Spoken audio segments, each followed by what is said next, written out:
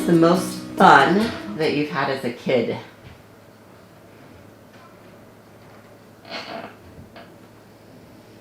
I don't know. Was I a kid? Fun as a kid.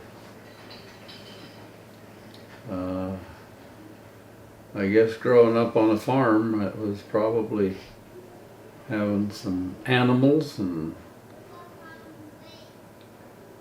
toys that we made to play with. Had some toys that like tractors and little things that we made to pull behind them, like we were doing something. We used to go swimming in the canal, I guess. I don't know. Lots of things when you grow up on a farm. Had lambs and calves and whatever to play with. Your turn. I don't remember being a kid.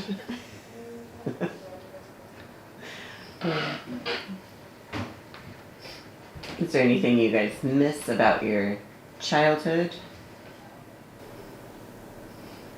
I guess freedom.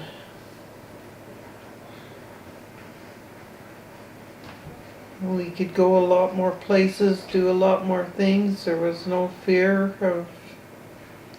of the boogeymen that they put out there now, and all the bad things that could happen to you if you leave the safety of your house. It was kind of free roam that had started to leave by the time you guys came around.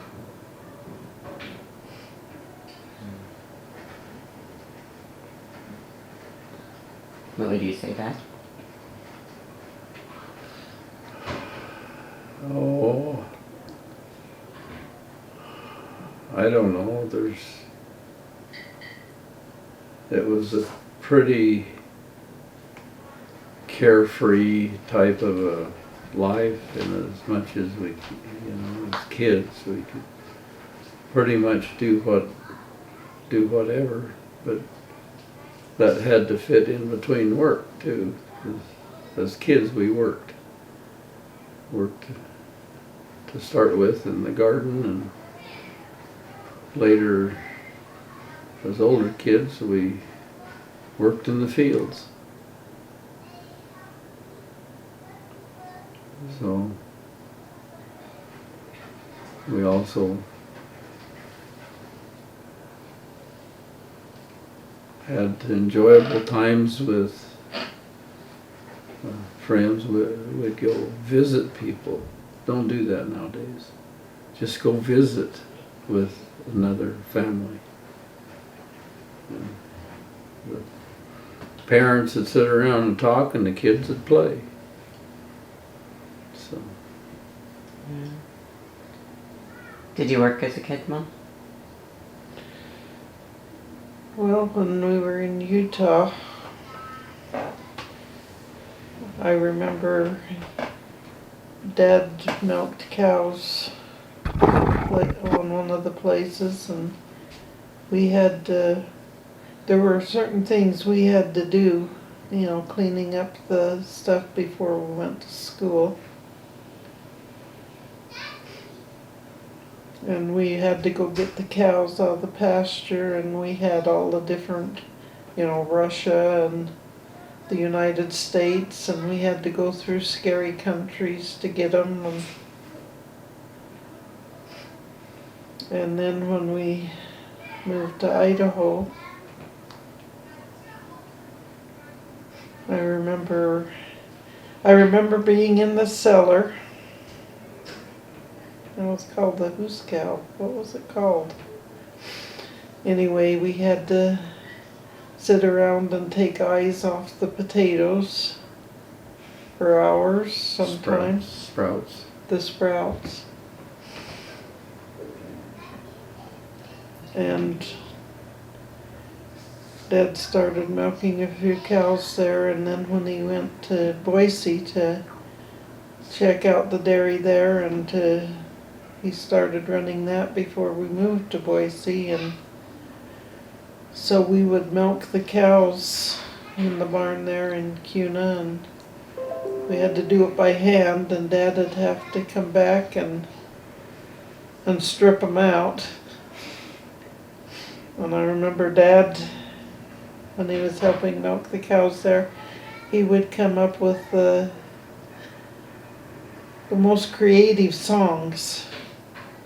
And our freezer was out in the barn, and they'd get those big round containers of cherries. We'd eat cherries when we milked cows. And then in Boise we had the dairy, so we milked. Some of us were on duty to wash the cows, get the milkers on them. I don't know how many millions of bottles of milk I filled and millions of bottles I washed. And then before I got my driver's license, we started a dairy delivery, and that was mine. So I was delivering milk before I got my driver's license. Dad drove before then. I was in the first class in Boise in driver's ed class that they did. So my driver's license was gold embossed, which it would always have been gold embossed, except I went on a mission and had to get a driver's license from there and lost that privilege. But I had a route to houses around in Boise. So I used to know Boise. By the time I got back from my mission, I didn't. And then we had a route to the stores. Dad would say when he went with me to check things out, he said, "I'm going to quit going with you," because we would I'd drive up to the store, and all the men clerks would come out and start unloading milk for me. When he was there, they'd back off. But I used to have fun with them. But I could carry, you know what a milk case looks like, the plastic container. We've got them around here. Oh, the crates? The crates. Mm-hmm. I could carry 3 or 4 of those full of milk. I can maybe carry them empty? And I could carry as many bottles of milk by the handle. They were glass bottles, but they had plastic handles. I could carry as many as I could get my fingers around. So yeah, I guess I worked as a kid. Did you ever drive the streets of Boise backwards? Oh, I did. In fact, when I was going to college, I came to the street. There was a parking place. I pulled into it. Didn't think anything about it till I got my ticket for parking on the wrong side of the street, because I was just used to delivering the milk. And I remember delivering early one morning, and I went backwards on the route. I did it all the opposite way, and so I was going the wrong way on one-way streets, and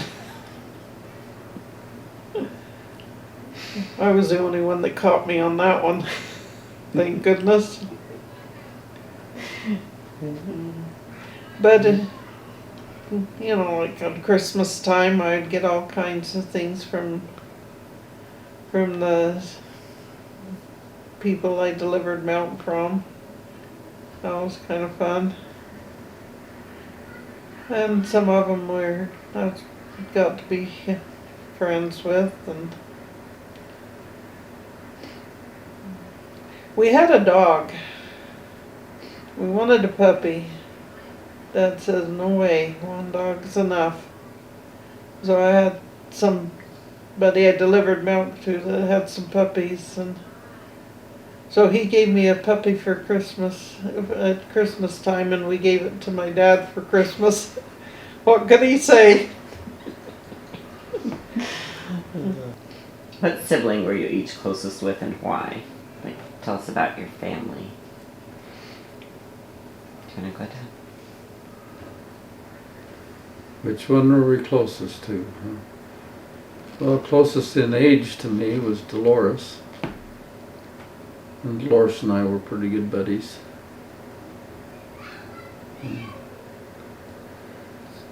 There's things that we did together. I remember one time we were riding our bicycles. We decided to play a game of chicken.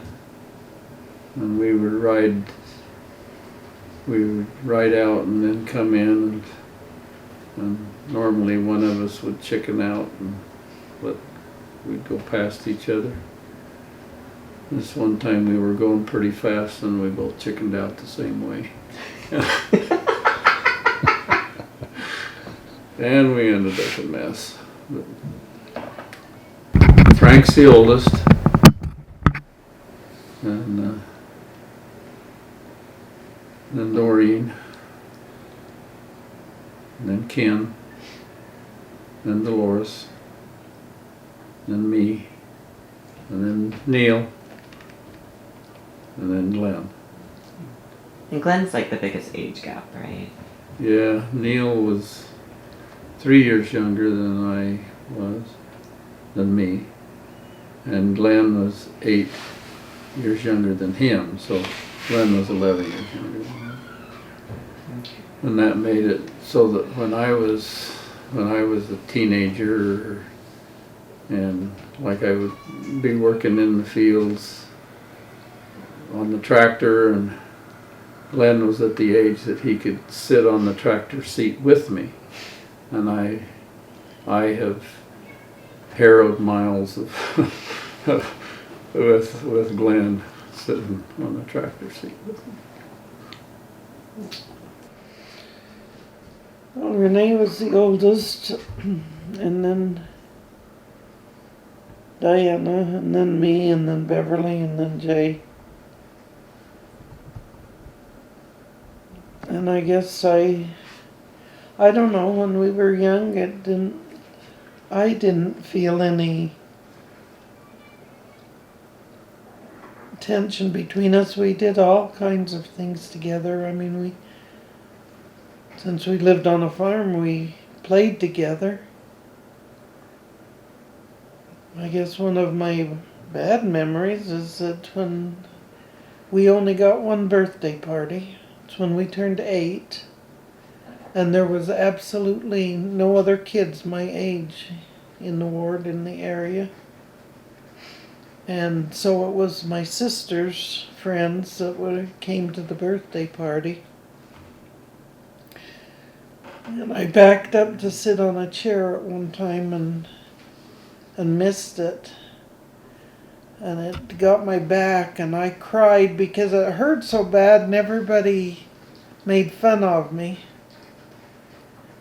So that's my wonderful experience. Now you know why you didn't have parties. Anyway, I guess I was probably closest to Diana. I remember the day she went into when primaries used to split up and the girls went into one class and the boys in the other. And I went in with Diana because I was always hanging on Diana, and they wouldn't let me. I was too young to go in that class. And even when we got together with cousins, I was the tag-along. There wasn't anybody my age. And when we moved to Cuna, I remember acting out the story of Cinderella many, many times on the lawn. There was a lawn in front, and then it went down, some rocks there went down, and then there was more lawn, and we used to have to mow the lawn with a push lawnmower with no engine on it.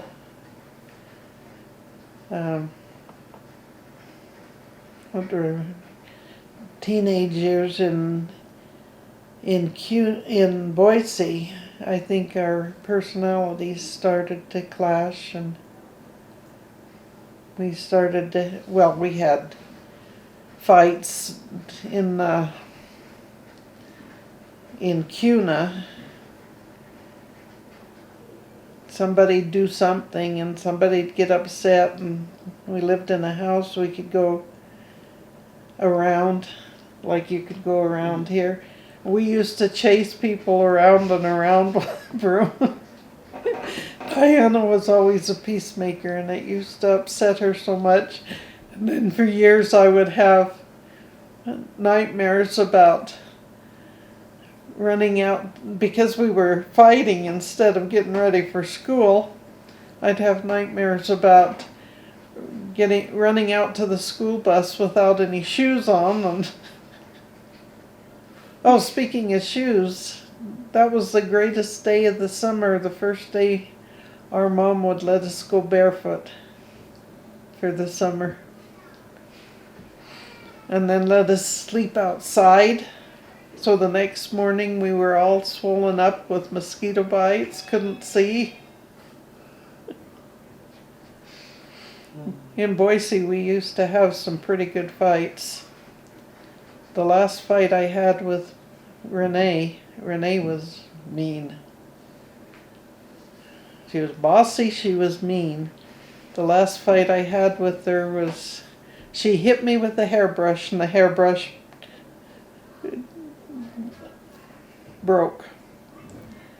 She was so mad, and I laughed. And then she was really mad. And had some pretty good fights with Jay.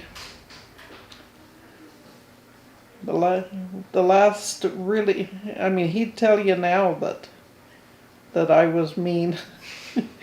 That I wouldn't back down. I kicked him in the crotch one time, and that's when my dad had a talk with me, and things kind of backed off there. But Diana was probably my best friend in teenage years.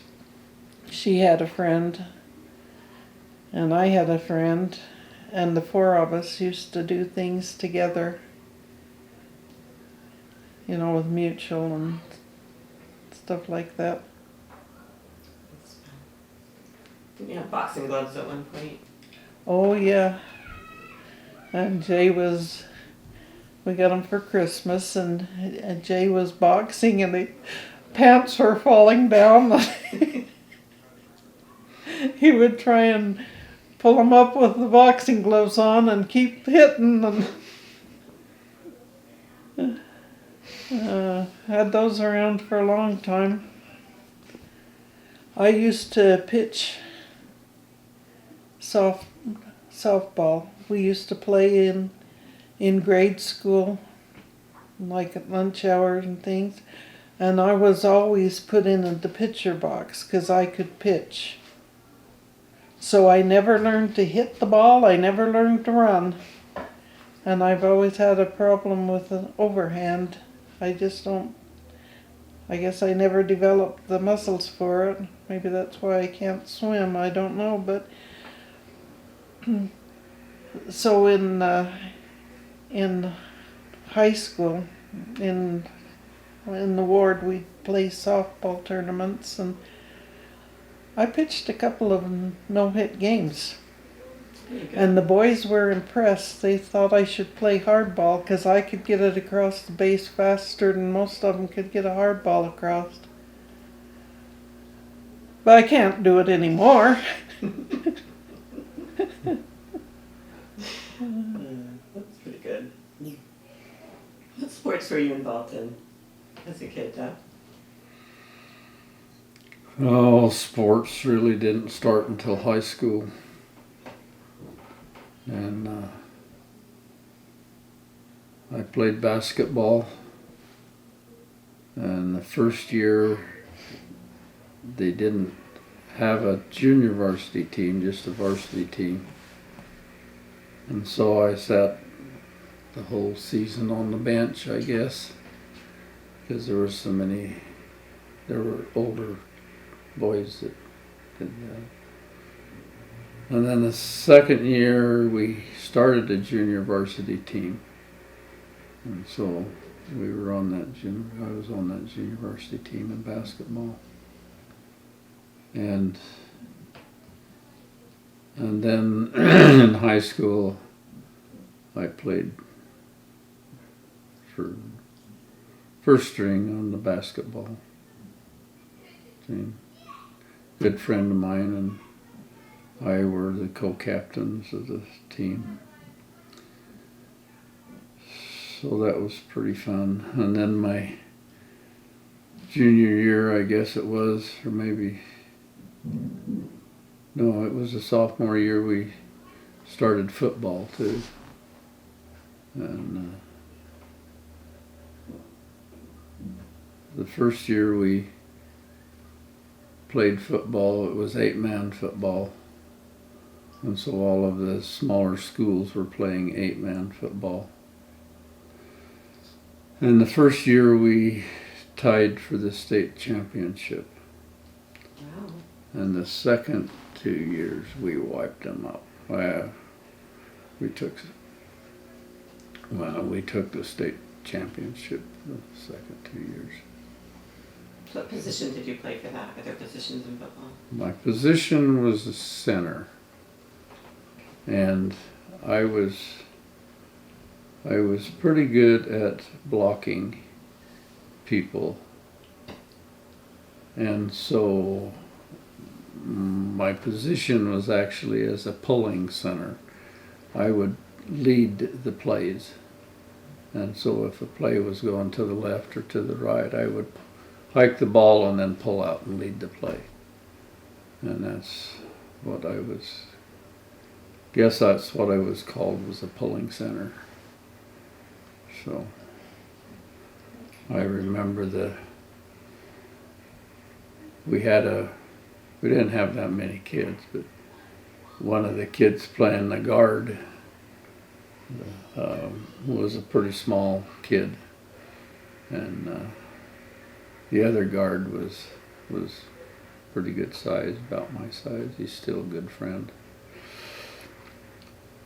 And we would tell the one across from the little guy that they better be careful, or they would smash him, because you leave this kid alone, this little guy. And so we'd just double team him and smash him. And now, do you hear us? You leave him alone. And so he was just as effective as a big kid. Yeah. So that reminds me of another thing that's different now than then. Our life centered around first family, and then church, and then school, and then other things. And over the years that's changed, so now other things are always more important than those three. And everything was provided through the church. Sports were provided through the church. Speech, drama, music. And there was always road shows, and they always had a big golden green ball, and they just gradually quit doing all those things, and I think it was because people started complaining because they wanted their kids in school sports, and there was a time when you couldn't do both. And so they dropped it so kids could be involved in the community stuff, I think. The road shows were a pretty big deal. I remember being in the road shows. We had to go from Grandview to Boise, to Mountain Home to Boise to put on the shows. So there was a bit of traveling involved. And I remember the road shows were also put on at the TV station studio, and we were on TV. How far did that broadcast? Boise Valley or whatever, whatever you could pick up in southern Idaho, I guess, from the Boise stations. It's pretty cool. Yeah. So were the road shows like mostly like once you got to be a teenager? It was Mutual. pretty much a mutual thing. Somebody was called to be in charge of it, and you'd have to get people together and write the road show. There was always a theme, and then you put it on, and you traveled from one building to another and put it on several times.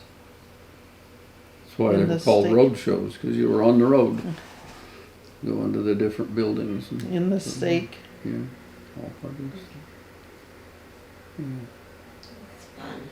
I remember, I don't know what the road show was, but one of them, I was some kind of a caveman, and I'd build a club and out of a limb or something, and I drilled holes in it, around it, and then put in smaller pieces of wood, small limbs, in and rounded them off so it looked like a big knotty club.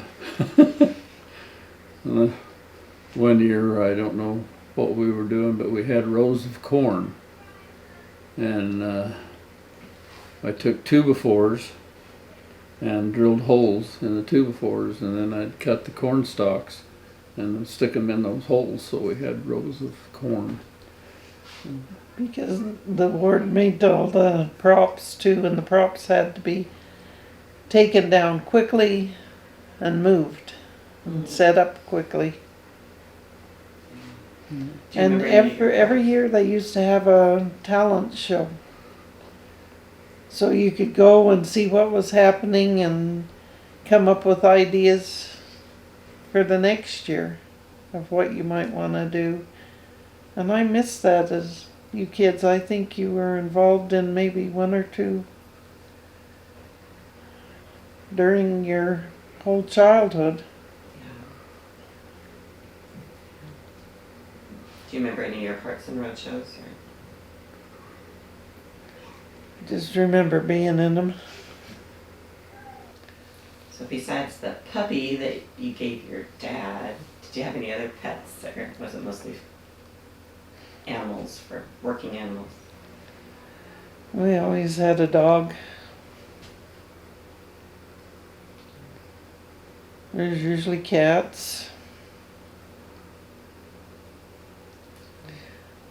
In Cuna, they got some, I think, ducks and geese at one point, and there was a big goose that would not, he would stand between the house and the car, and Mom had to go from Cuna to Boise, which was quite a trek in those days. She worked at the telephone company. That goose would not let her near the car. To her, it was about as big as she was. Well, she was pretty small. And she was. When we were in Cuna, we lived with my grandma and grandpa. Dad left Utah to go up and help them because Grandpa was starting to have serious health problems, and So he kind of ran the place there for him. Did you ever get rid of the goose? We must have done. Your mom got tired of it one day and took it out. I was reminded of it when we were in Hagerman and Scott brought some wild turkeys for us to raise, and they did not like me. I couldn't go to the chicken coop without some kind of a club. They were fine with other people, but they would attack me. What about your pets? We had dogs and cats. First pet I remember is a Cocker Spaniel named Pat. And when I was little, Pat and I were buddies. We went everywhere together. And then we had several different dogs and probably lots of cats. I remember Pat in the first place that we lived at in Grandview, and then we moved over to the homestead. Later on, when I was in high school, I guess, I had a friend that I got a pup from. He was black. He was a cross between a black Labrador and a golden Labrador. But he was black, had a white strip down his breast. But we were pretty good friends. I'd go hunting when I was in high school and it was hunting season. I'd come home and grab the shotgun and we'd walk the ditch banks for pheasants, and Nick was his name. Nick would go hunting, and he'd point out the pheasants. He'd be out in front of us, and he'd point out a pheasant, and he'd get ready to shoot. But as soon as I brought that gun up to my shoulder, Nick would put his head down and his hands up over his ears because he didn't like the noise. But then he'd go get the pheasant when I shot it.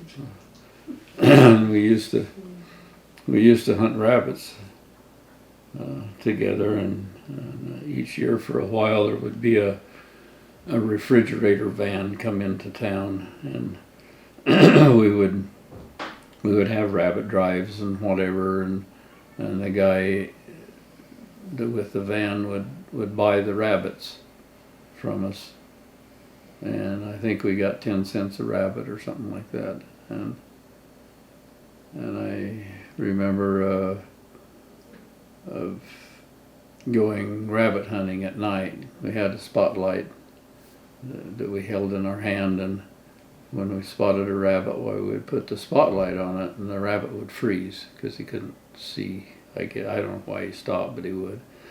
And he'd just freeze there, and then we'd let Nick out of the back of the pickup, and he'd go out and nab that rabbit. Just before he got there, we'd take the light up so that he could, it wouldn't get him. But he'd nab the rabbit and bring it back to us.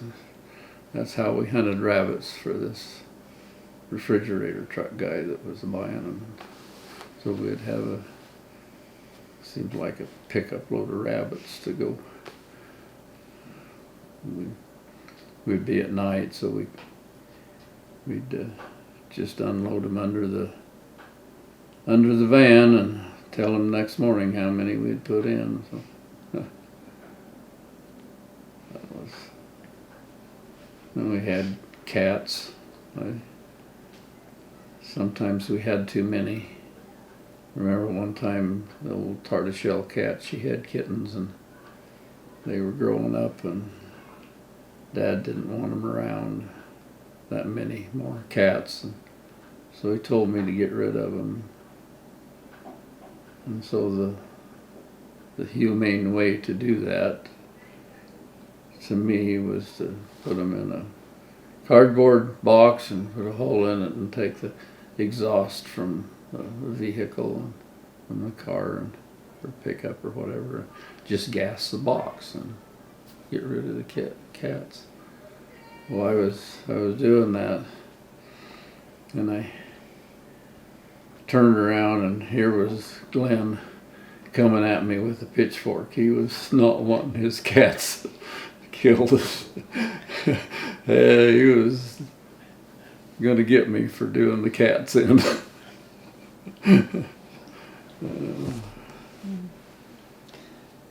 My dad was always in love with horses, I think, and we had horses. And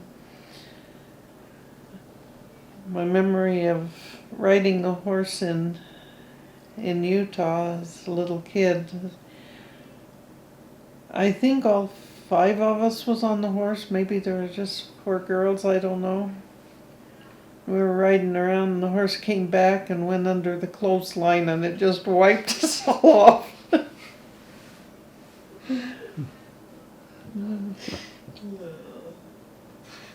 And my one memory of riding a horse in Cuna was there were 2 of us and we'd just gotten a horse for Christmas, so there was 2 horses, 2 kids, and we went down the road and turned around to come back, and it took off for home, and I was screaming because I was on a runaway horse. I guess that's kind of what happened in Boise too. This boy invited me on a date to go riding with his family and some of his friends, and I wanted to impress him. I wasn't that good of a horse. So I got Jay to go with me and we went for a horse ride. And our lane was long and it made a 90-degree angle. Speaking of the lane, we had to walk that lane to the school bus. Anyway, we got down to the end of the lane and the horse took off for home. And I didn't have control of it. And it got to the turn and it stopped, and I thought, great, I don't have to worry about this. And then it tried to jump the fence. And I didn't jump very well. So I went on my date with a broken wrist, which in a way was a blessing because nobody expected me to be a great rider, but they'd go on trail rides. Those are long. When they got off to rest, I thought I would die because I couldn't, my butt was so sore and I couldn't stand up. Nevertheless, I did not impress the guy.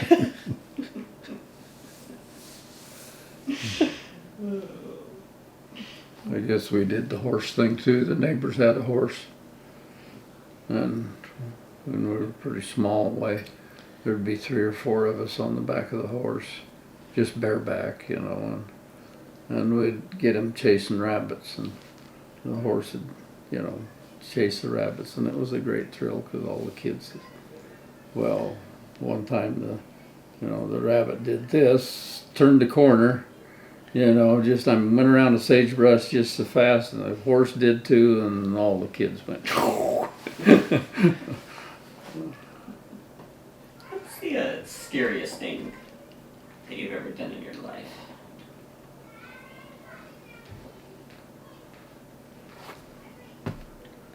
I don't remember any. Nothing scares you? Oh, I guess. Remember, the story ought to be told anyway, I guess. But Ken and I were up swimming in the canal one time. And the canal kind of come around the hill. Up on top of the hill was our community dump. It was just,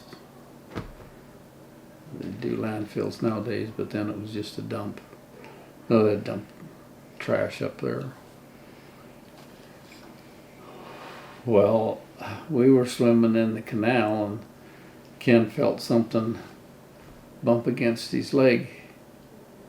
And he reached down and grabbed it and pulled out a head, a hair, a girl's head. And of course that was a little bit scary. But then we realized what had happened was that it was a big doll head, and it had rolled down the hill from the dump and into the canal. But that was a little scary. I was gonna say, I've never heard that story. What about you, Bob?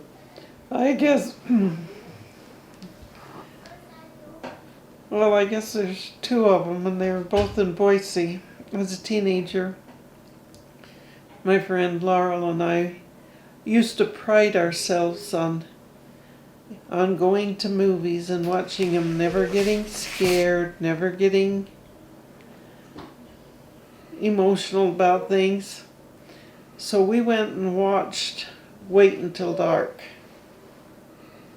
You know what that show is? About it was a blind woman, and somebody came after her because she had picked up something in the airport. Somebody had given her something on mistake, and like a doll with drugs in it or something. I don't remember. Anyway, somebody came after her, and she was alone at the time. Her husband was gone, and so anyway, I think somebody had given her a doll at the airport that had some drugs in it or something. Anyway, somebody was after it and figured out she had it and came after her, and so she had to get the lights off so he couldn't see her. And the last thing was the refrigerator light. He'd put a towel in the refrigerator, and somehow she knew, and in the door, and so she had to get that, and as she went to grab it, then he jumped at her, and we screamed. That's the first time I'd ever done that. So after the show, I think we watched it twice and did it again the second time. And then when I went home, I came in the house, and my sister Beverly jumped out at me and said, I screamed. And I guess the other scary thing is with the dairy. We also had a drive-in dairy that us girls ran. It was painted paisley. Dad helped paint it with paisleys on it. Which dad? And so one of us, we tried to talk Dad into closing it on Sunday. But everybody else was open on Sunday, so one of us would have to be at the up there at the dairy, at the drive-in dairy. One of us would have to be home to help customers that came, and the rest would go to church. And a lot of times we would just go to another ward. So I was home. Renee was up at the drive-in. And I went, we had the house. The house, I don't know if we'd built on it by then. But we had there was two other buildings. They were quite a ways away. Across the driveway from the house was the barn. And then on the other side of the barn and the haystack and everything was a couple of other buildings. One was a old brown shed that had the freezer in it, and the other was, I think, we called it the White House. And it had 2 rooms in it, and that's where us girls slept until we built on. And Jay had the porch stoop. That was his bedroom. Anyway, I went out to, I think we'd built on by then, because I think we just had never moved stuff out of there. I went out there to get a book from one of the bookcases out there. And I went into the first room. I heard something in the second room.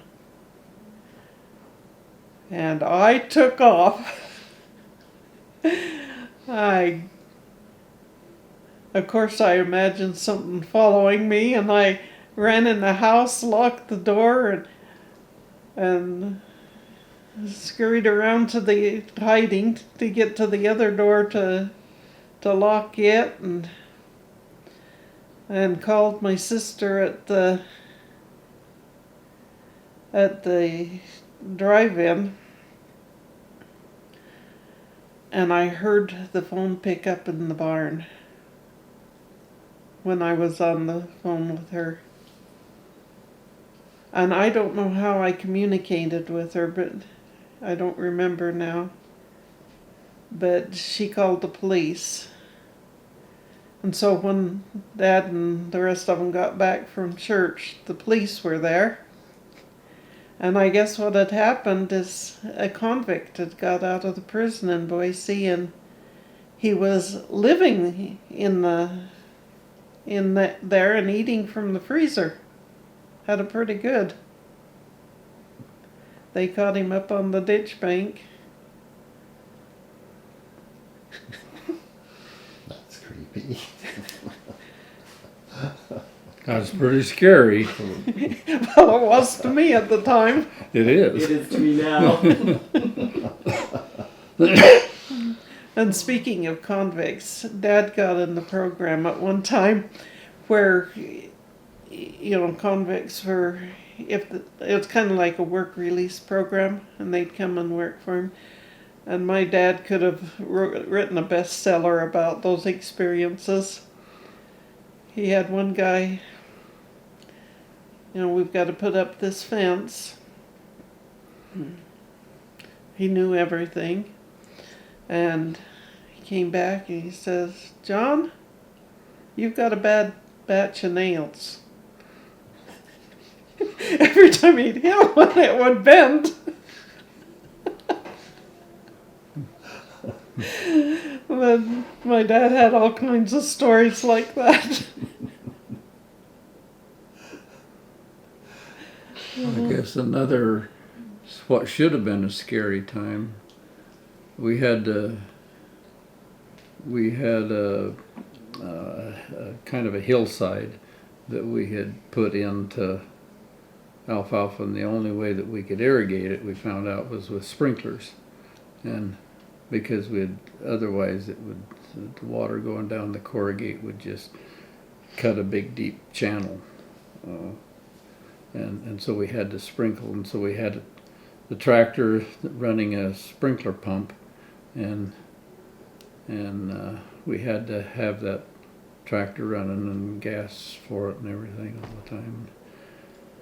Had to check it every once in a while, and so it was dark at night, and Neil and I went to check up on the sprinkler, and so we had a 32 Model A flatbed truck, and so we drove up there and up on the canal bank and down to where the tractor was and checked it out, and then we had to go down and turn around and come back. And on our way back, we didn't have any lights on the truck, and so had a flashlight. So Neil had this flashlight shining it out to where I could see it on the road, and for some reason the glare come back off the windshield and I couldn't see, and we went off the canal bank with that truck and down off the edge of it, and I don't know why we didn't roll it or tip over, but we didn't, and it just kind of sat there. And so we had to slide up. We were scared to get out on the lower side because it would roll, so we kind of climbed up and went out on the top and walked on back to the house. And the next day we went and pulled the truck back up on the road with the tractor, but that was probably a scary time too. I can tell you a couple more stories if we're doing one up in here.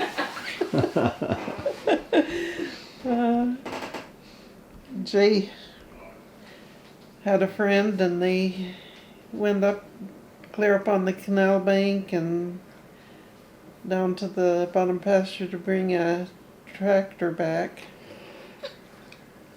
And they rolled it. And Jay was under it, wasn't he? How do you know? Was I there? I've heard the story, but I don't remember the And details. the tractor caught on fire. And his friend was panicking, and Jay said, "Shut up and go call the fire department." So he ran back to the house, let people know what was going on, and all he had was an indentation from the steering wheel across his abdomen. And another time he and a friend were out shooting birds. He happened to shoot toward the house, Jay went out to get the gun, and it was in the orchard, and he shot toward the house, which he knows he's not supposed to do, and he shot his friend. And Dad grabbed him, and I'd just taken home health. I was supposed to know what to do with emergencies, and Dad said, grab some towels or something, and I just went blank. Didn't even know where any towels were. Anyway, we finally got something, got him in the car, and took off to the hospital, and at an intersection, a four-way stop, a police car pulled up, and so Dad hollered at him, and he took us into the hospital with his sirens going. Jay was scared that time. And I had to clean up that congealed blood in the car. That was the first time I got really, really sick. But I knew I could not be a nurse. Was he okay? Where had he gotten shot?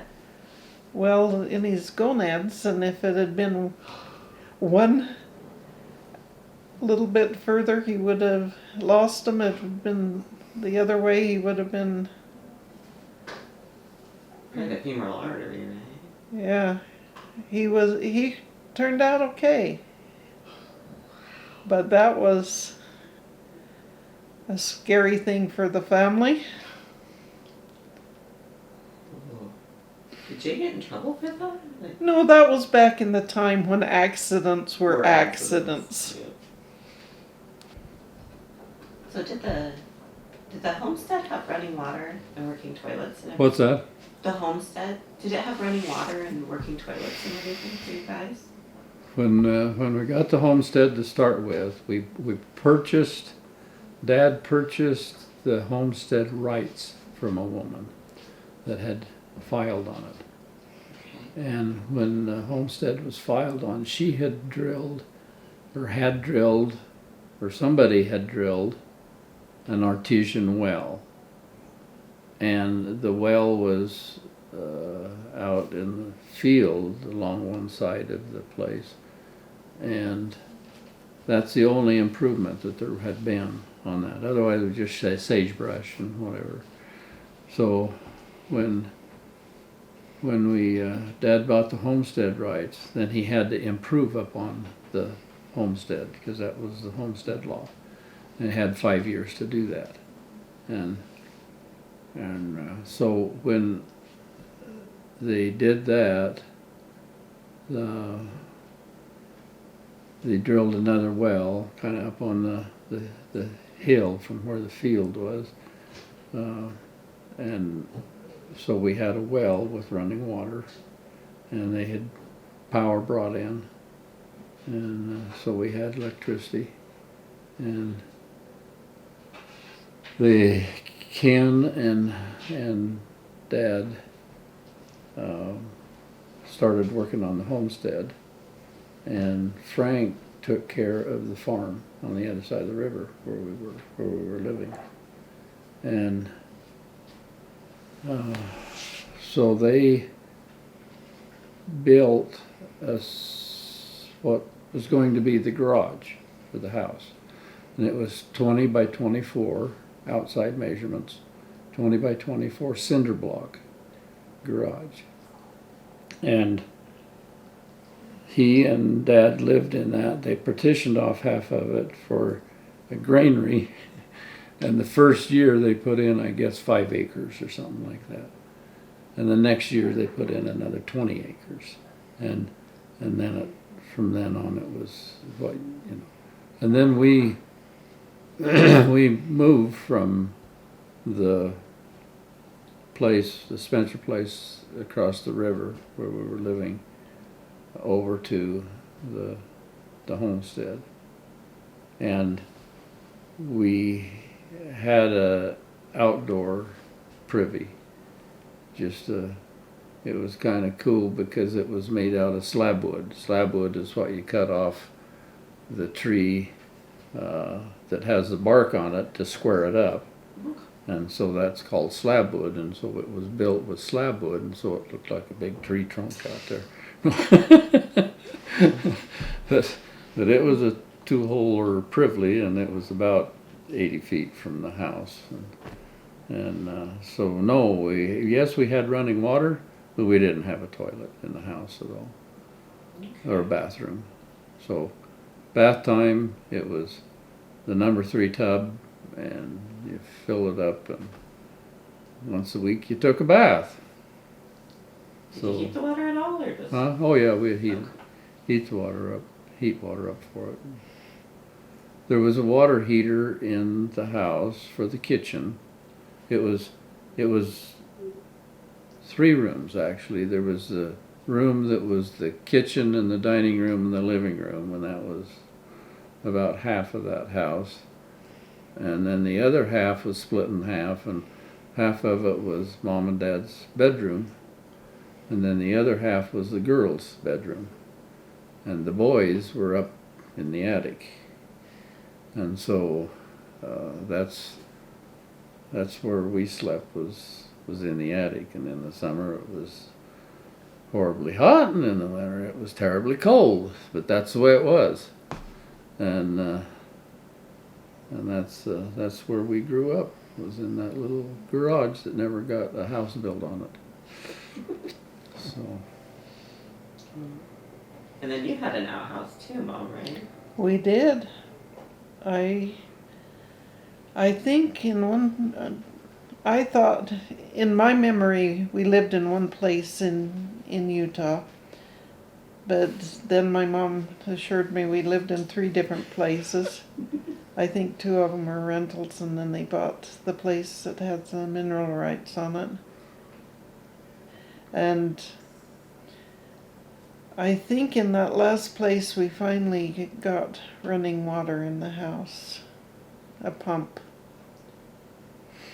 But I remember going across the ditch, a place, and bringing in buckets of water. I remember buckets of snow being melted. I remember in one place there was a well down at the bottom of it, and maybe that's where we pumped it up, I don't know. But that was a good sledding hill, only I would hit the pump house.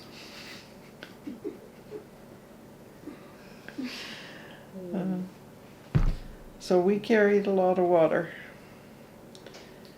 We had to get coal in at night. and at night we had to get coal in sometime, and that's what we got to do when we wouldn't shut up and go to sleep. Pure gold. And then Dad would scare us by, "There's a bear behind, there's a bear behind."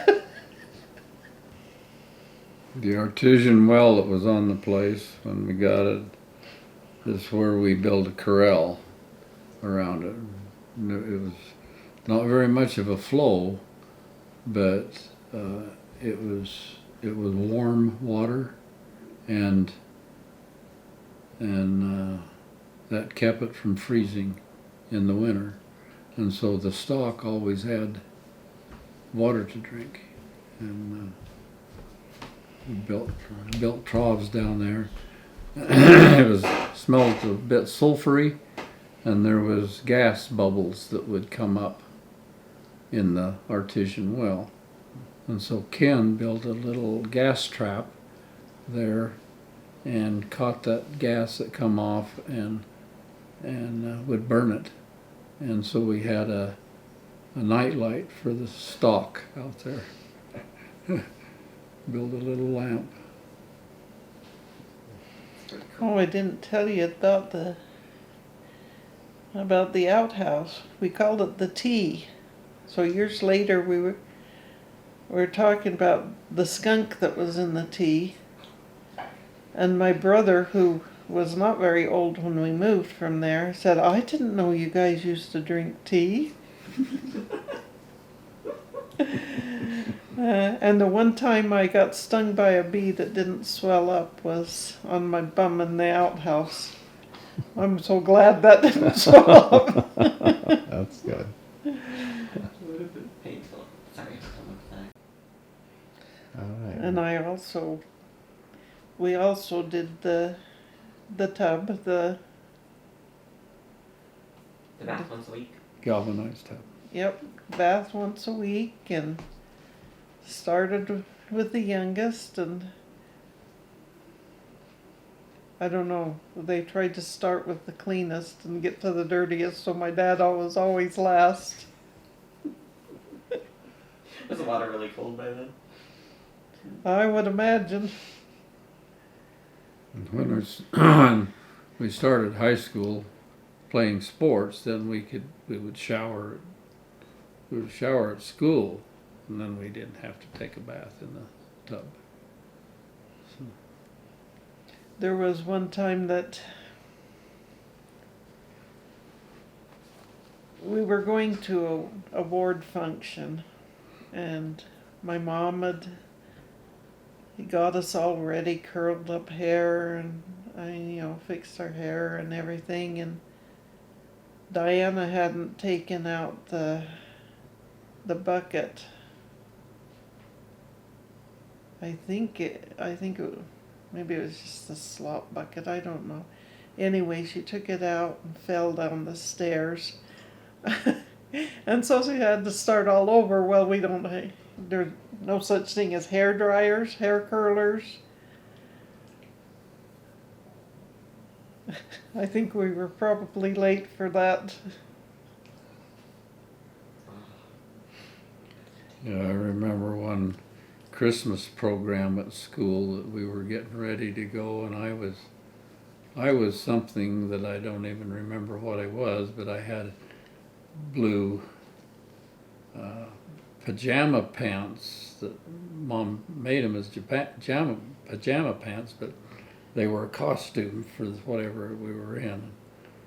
And we were getting ready to go, and of course one of the last things you do is go to the bathroom, right, before you, well, since we didn't have a bathroom, most of us boys would just stop on our way on the trail to the outhouse and go there. So I did, and a puff of wind come up and peed my all over my pajama pants, right? My costume.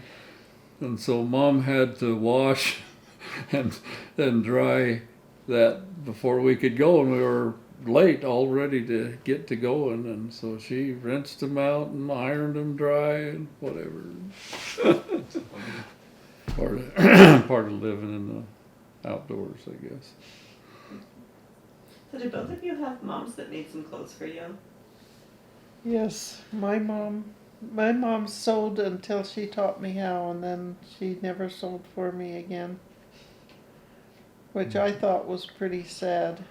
Hey, teach somebody to fish and But she used to make all kinds of costumes, and she would make us dresses. Okay, back then you bought flour in 50-pound sacks. 50-pound sacks that were floral or some other Print. design print. is it like a burlappy material or a nicer material? No, they're Like a fabric? more like cotton. Yeah, they were just a cotton print. And people had clothes made out of them, and That's what everybody wore. The girls, Mom made dresses for the girls out of the flour sacks. But that was okay because everybody did. and they were pretty material. So did you pick out your flour based on the bag? Picked out the bags based on the flour. The flour's on the print. So. That's funny. So did you guys have any childhood nicknames? Just Die Janet, when Mom was getting after me and started to say Diana first. And I haven't done it yet, but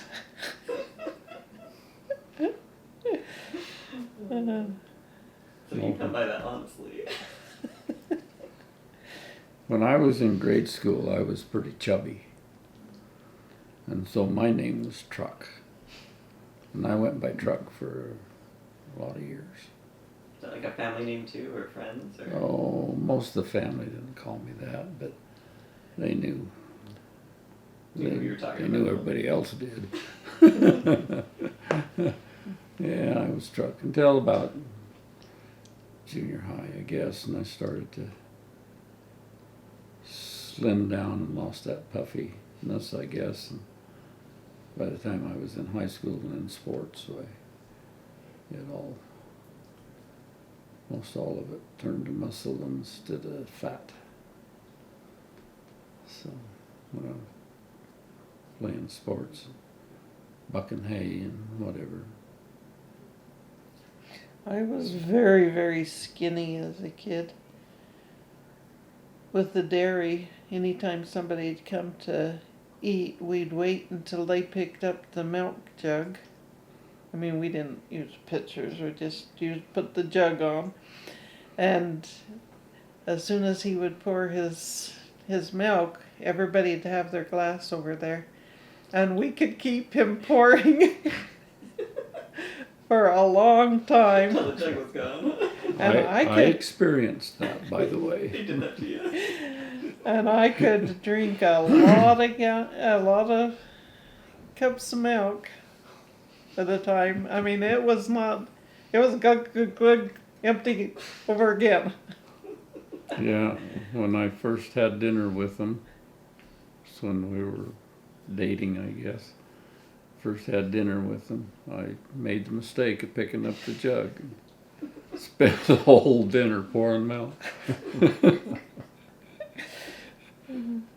And I could eat whatever or not eat, didn't make any difference. I was just skinny. I used to have to take in my sleeves of a regular pattern because they were too big. Now look at me. In college, when we were in the student union building, there were boys that say, "Janet, stick out your tongue. Want to see what a zipper looks like?" So, Dad, how many kids were in your high school? Isn't it pretty small? Yeah, I graduated with the largest class that ever graduated from Grandview High School. There was 20 of us. And the reason there was that many is because we called it the missile base boom. There were 3 Titan missile bases put in around Grandview. And that brought in some people. So there was 2 or 3 extra people that came in and had kids my age. And so that was the largest class that ever graduated from Grandview. And you still have reunions? Yeah, our class, we haven't gotten together every year since, but after the first, I think we had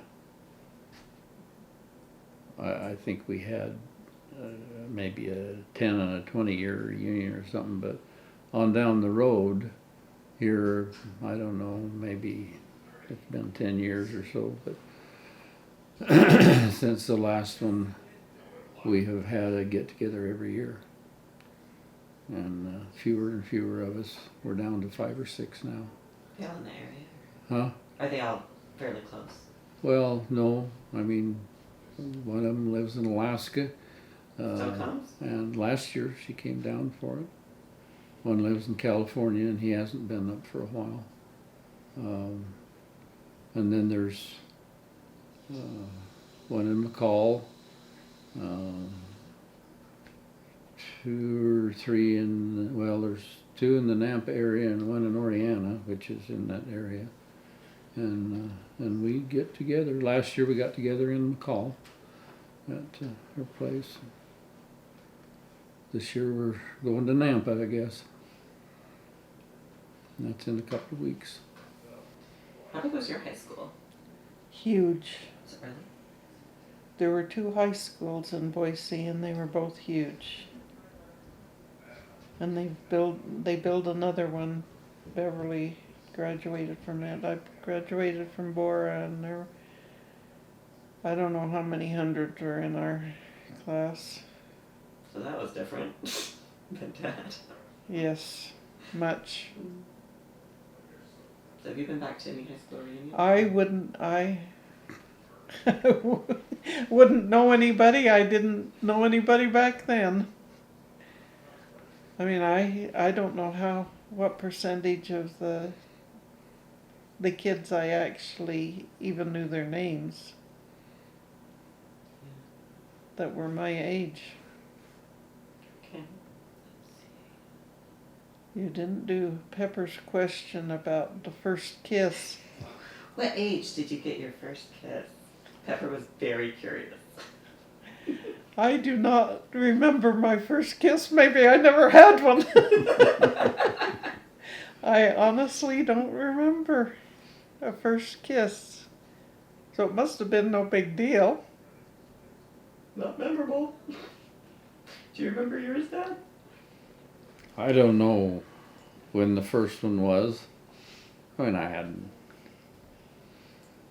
girlfriends at times, but probably was with one of the girls in my class that we were friends, I guess, boyfriend, girlfriend for a while, and she was a nice-looking redhead and married my cousin. Second cousin, actually, but her name was Collett after that for a while, and then she got a divorce. She had some cute kids. I've been trying to figure out whether it was 3 or 5. I know Pauline and Stacy and Lisa, but I don't know the young. I'm thinking there was 5, and I don't remember the names of the others. Anyway, see her every year. So after all of the stuff in Mutual about, you know, what you do on dates and, you know, all of this, I was about boys and girls, and I don't know, it did something to my brain. I had my first date right after I turned 16, And I don't know how many dates I had after that where I wouldn't say one word the whole date. One boy actually asked me out again. I guess he couldn't believe it the first time. So all through high school, any dates I had, they were silent dates. I didn't know what to say to them because of all of the stuff that they had told us. But I guess I kind of changed in college. I had to have a job. Diana had to, when I went to Rick's. It didn't change while I was going to Boise State, but when I went to Rick's, Diana had gone the semester before, and they said since Dad owned a dairy, she didn't need help, and so she finally got on in the janitorial service where you have to work really early in the morning. And so when I came and applied and they asked about Diana, and I said she had to stay home so I could come. So they gave me a job in the cafeteria during the noon rush hour, serving. And I kind of changed. Got asked out a lot, even by professors.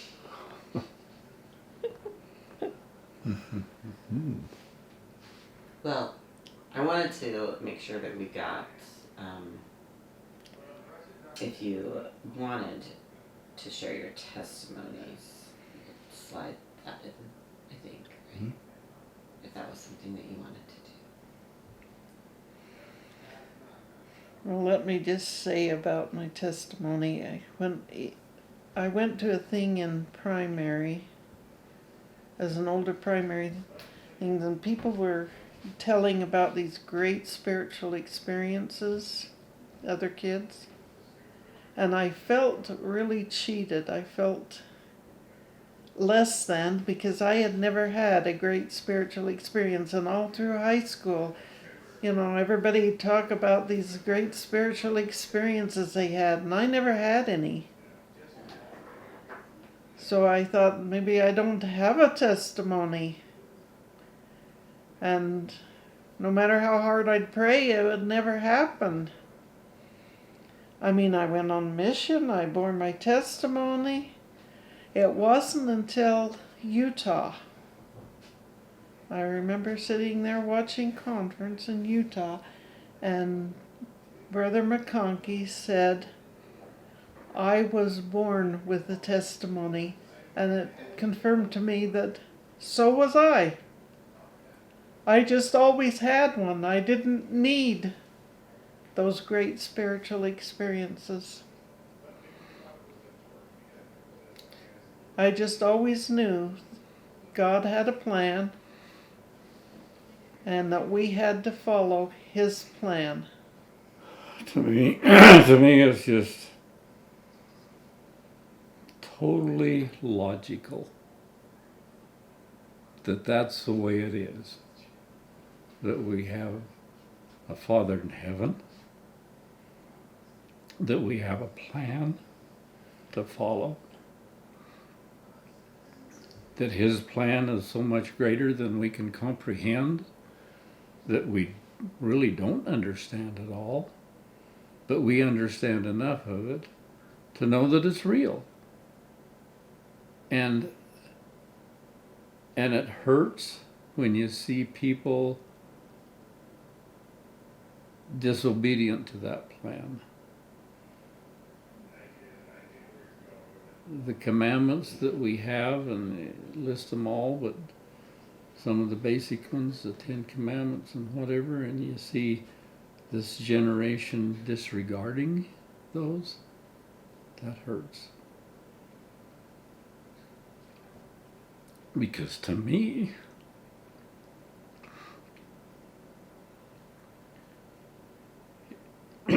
it's all real.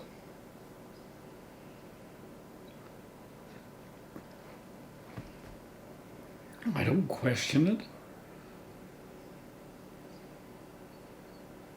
I know there's a God. I know that Christ, our Savior, that He atoned for the sins of everybody, not just us. The atonement affects the whole universe. The atonement is for not just our fallen earth, but it's an infinite and eternal atonement. And so it affects everybody in the universe. Obviously, it sounds like I believe there's other people, other places, and I do. But to me, it's just logical. I don't understand why people can't understand that that's the way it is. Okay? To say there's no God is stupid. Because there's so much evidence. You know? I guess I like the garden because it's evidence that I don't question. And even on bad years, it's evidence. Which anyway, yeah. That's kind of the way it is.